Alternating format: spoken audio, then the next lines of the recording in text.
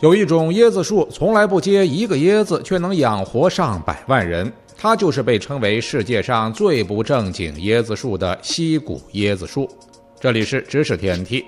西谷椰树全世界不到10种，其主要分布在东南亚马来群岛，一直往东可以延伸到所罗门群岛。它是热带地区最具代表性和重要性的植物之一，在印度等东南亚地区比较常见。与普通椰子树比起来，西谷椰子树的树形通常更高大，它的树干笔直，成熟树干可以到25米以上，树干表面粗糙，呈灰褐色。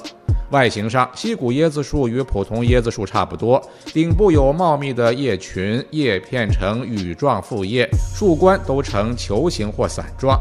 西谷椰子树大多生长在高温、高湿和阳光充足的地区，它们喜欢生长在沙质土壤中，对盐碱地的耐受性也较强。除此之外，它们对气候的要求较高，喜欢年降雨量在1500毫米以上，气温保持在25摄氏度以上的地区。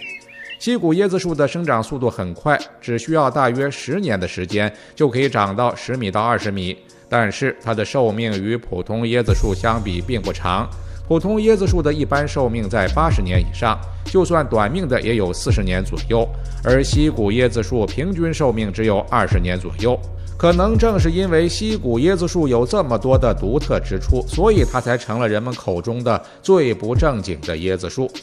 西谷椰子树从来都不结椰子，身为椰子树不结椰子，那它开花之后结的果实到底是什么？其实西谷椰子树还有另外一个名字，米树。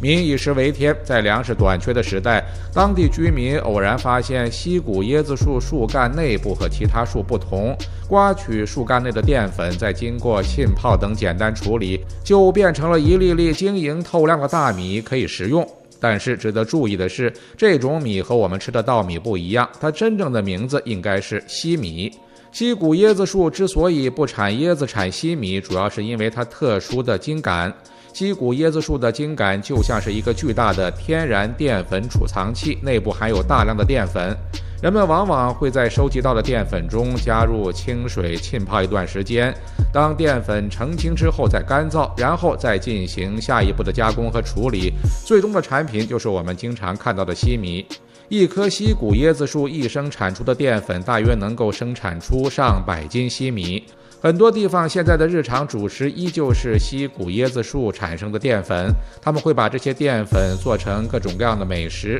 除了生产淀粉，西谷椰子树还有很多用途。西谷椰子树产生的淀粉可以制作成浆糊，用于纺织业以及纸张的生产。西谷椰子树干笔直粗壮，而且有防虫蛀的效果，所以可以作为建造房屋、修葺建筑的优质木材。西谷椰子树的树叶也是宝贝，比较嫩的叶子可以作为当地人餐桌上的蔬菜，成熟的叶子中具有特殊的化学物质，挥发出来有驱蚊驱虫的效果。如此多用途的西谷椰子树，难怪就算它不结椰子，也人见人爱了。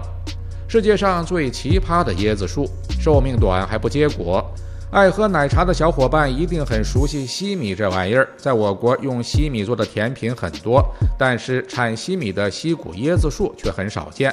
那么为什么我们国家不种呢？这些西米是从哪里来的呢？一方面，上文也提到过，西谷椰子树是一种热带植物，喜欢生长在热带沿海地区，对环境的温度和湿度有较高的要求。我们国家大部分地区的气候和土壤条件都不适合西谷椰子树生长，因此没有大面积引种这种椰子树。另一方面，与我们的饮食习惯有关，在中国人的餐桌上比较常见的是大米或者面条、馒头等面粉制品。一般来说，西米不作为主食，消费需求量不大，所以西谷椰子树一般不被考虑为主要作物。不仅如此，西谷椰子树的种植需要相应的技术和资源，包括育种、栽培、管理和市场推广等，这方面的完善都需要时间。说到这里，肯定很多人都会想到甜品里的西米，但实际上，我们平时在奶茶、甜品中吃到的西米，可能都不是真正的西谷椰子树西米。最正宗的西米是用西谷椰子树中提取出来的淀粉，再通过特殊的方法和工艺加工成外形大小都像米粒的食物。真正的西米口感弹牙有嚼劲儿，但是我们现在能买到的西米有一些并不正宗。一些商家为了降低成本，把西谷椰子树产的淀粉换成了更加便宜的木薯淀粉，或者在其中掺杂了其他淀粉。因为都是淀粉类的食物，所以消费者很难分辨出来。所以在购买西米的时候，大家一定要仔细看包装上的成分表。知识天梯，专注你不知道的食物科普，我们下期再见。